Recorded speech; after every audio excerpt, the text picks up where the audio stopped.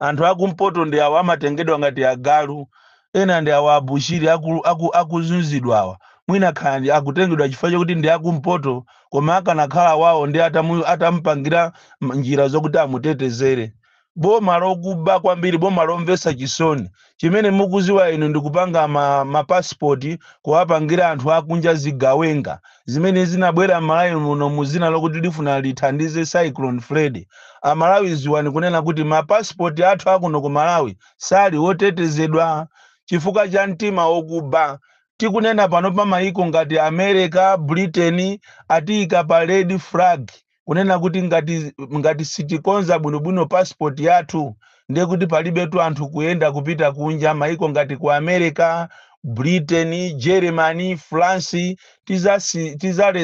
tilesedwa tingoti choncho chifukwa chonena kuti passport yathu ndi passport yomvesa chisoni. Chitupa cha passport is an important document imene imayenera ikhali ndi ma security features oti ukafika pa airport paja akangoyichita swipe izionesa kuti amene ndi Boni Kalindo DC akuchokera kwanjeza kumulanje anabadwa siku lakuti ndipo president wa ziko zinachi ndi wakuti koma yathu yokuyitenga kuyisiya kuyichita swipe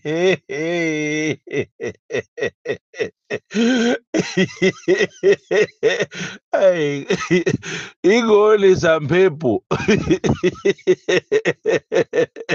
oditu chakwera tu akutionesa zinthu zimene pa dziko la Malawi sitinazionepo tu